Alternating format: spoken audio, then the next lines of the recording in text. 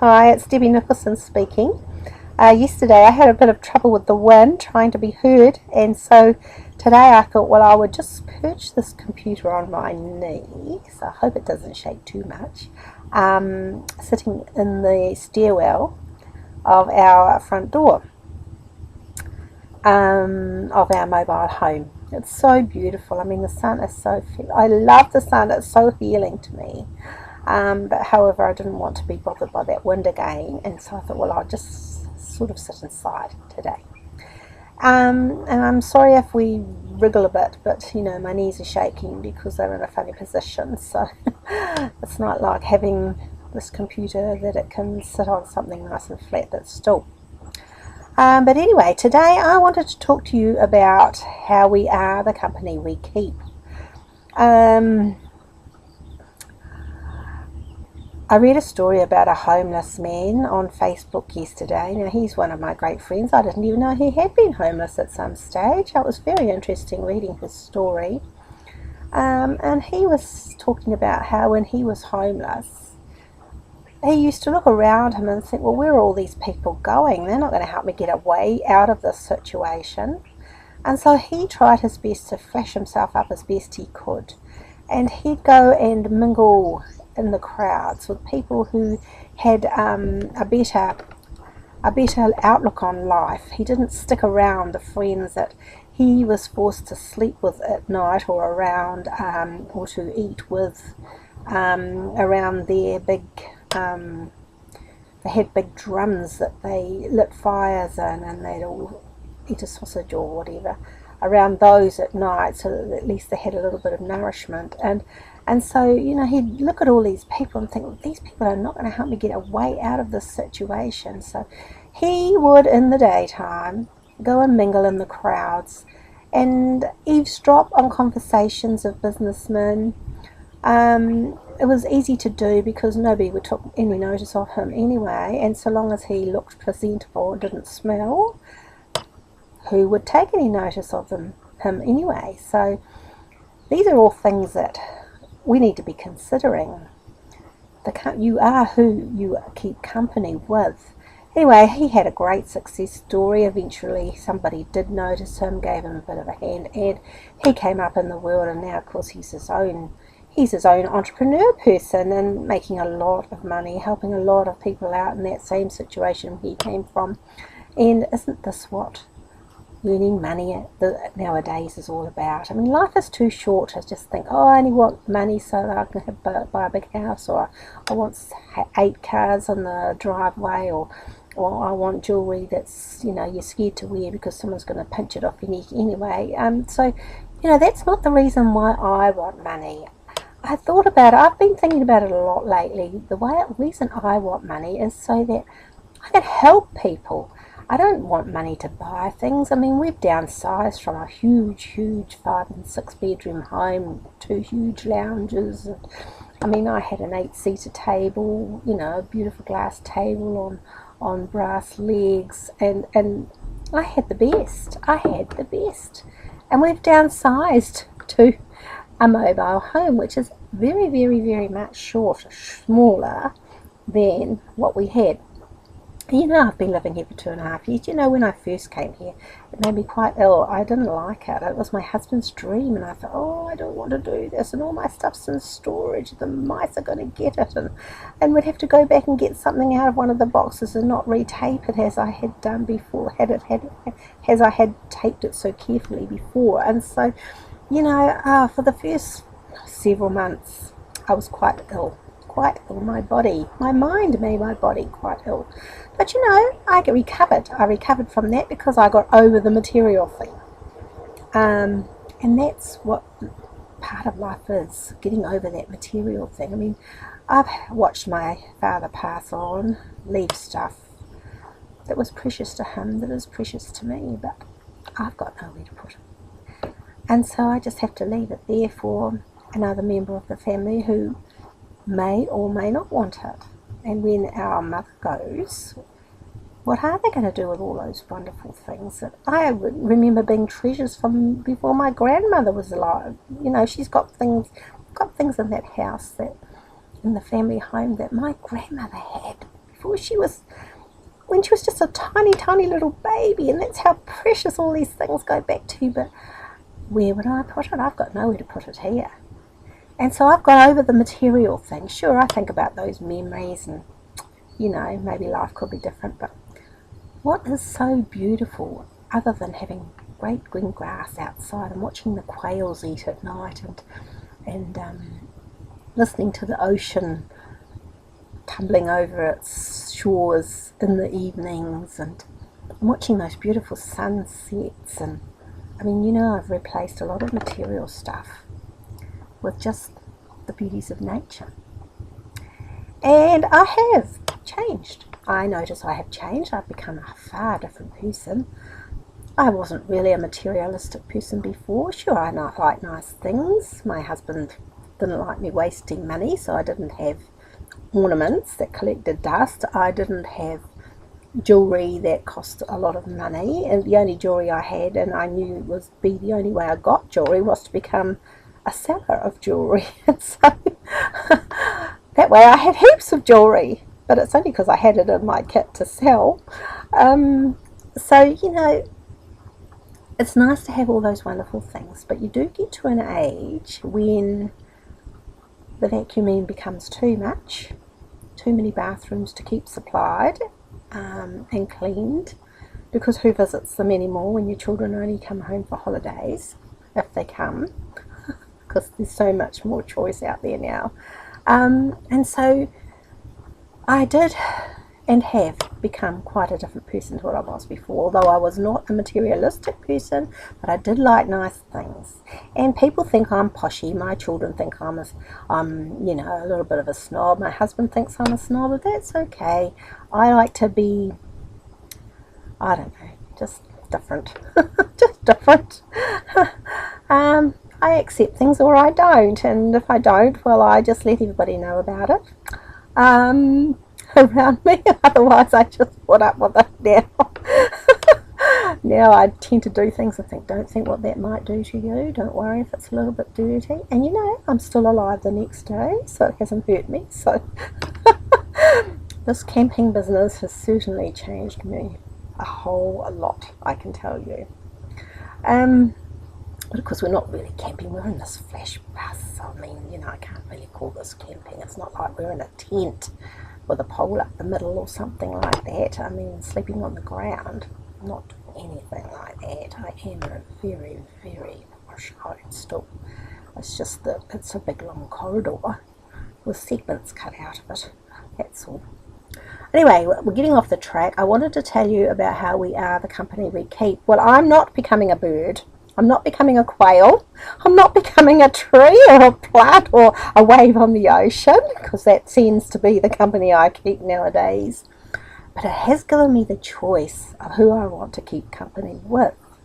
Now, I've got several friends, and some of them had become quite a drag on me, because every time you visited them, they made you nervous, and you came home feeling quite ill because you brought their problems home with you. And so, a lot of those friends don't want to come this far to visit me. I'm only, 20 minutes up the road from where we used to live.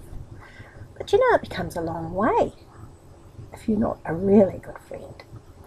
And even myself, I choose who I want to go and visit now. So I do pick and choose my company. And it wasn't until the other day I was talking to my little friend who has MS. And she's being forced to live in a situation that is not becoming to her at all, and to associate with people who are not adding to her health. And I felt really lucky, because I thought, well, unless I go and visit somebody, no one just comes here anymore. And so I feel quite fortunate, because if I feel like being picked up by a certain person, I go and visit them. If I feel like talking about a certain subject with somebody, I go and visit that person who I know is an expert on it. If I want to just be by myself, I enjoy my own company. I love writing, and I love expressing in my writing the things that have pained me through my life. I'll get over that and start writing something quite creative soon, I should think. But at the moment I'm quite happy with what I'm doing in my life. And I also have wonderful online tutors. And you know, you can pick and choose who you want to have as a tutor online, who you want to have as a mentor. And that's what being online in business is all about. You can pick and choose your company so that you can be the sort of person you want to be, because you're adopting some traits from that person, you're adopting some traits from somebody else. I have noticed that since we've been doing these videos, I mean, I used to do parts, you know, extra parts. I'm sorry I'm waggling people, but you'll just have to put up with that today. I used to do extra work for an acting agency, and I used to appear in films and TVs, scripts, and films that came here to New Zealand to be filmed. And you know, I used to just love that world. I just love it, and I miss it so much. But you know, I'm too far away from the agency now. I can't get anywhere in 10 minutes because I'm an hour from Wellington. Well, 45 to 50 minutes from Wellington if the traffic's okay. And so I can't just turn up somewhere if they ask you to be on set in 5 minutes because somebody else has, you know, for some reason has not been able to turn up that day. And so since we've been given this challenge to do a 90-day challenge for our videos, I've really enjoyed it because, you know, I'm actually looking at myself and thinking, gosh, I actually look like I am speaking like such and such, who I have admired in the singing world for many, many, many years. She would have been the first person that I heard sing when I was a young person. And, you know, I didn't realise, but I seem to do things with my mouth exactly the way she does. I didn't even know that until I started watching my own videos. You know, so even from a young age, I have been emulating company that I keep, even if it was only in my mind for a while and only because I used to go and see her films. So you are what the company you keep. You've got to you know, you need to be surrounding yourself with like-minded people. If you want to be successful in this world, you need to be with successful people. You don't want to be hanging out with the people who have no money, the people who have to rely on the government for money every week. I mean, I know there's some wonderful people out there on the dole and on pensions, and they're beautiful people. But, you know, you don't want to be thinking along the lines that they are, that there's never enough, and that you're never going to get anywhere, and our children are going to get nowhere because I've got no way or means in order to be able to lift them up out of this. So you need to be associating yourself with people who you can look up to and strive to be like, and people who have an income that you want to have yourself. And so these are things you're always looking forward to and lifting yourself up to do. And so that's what I wanted to really talk to you about today. And then yesterday, I just want to put a little point in here too about yesterday. Yesterday I was talking about our conversation and the words we use.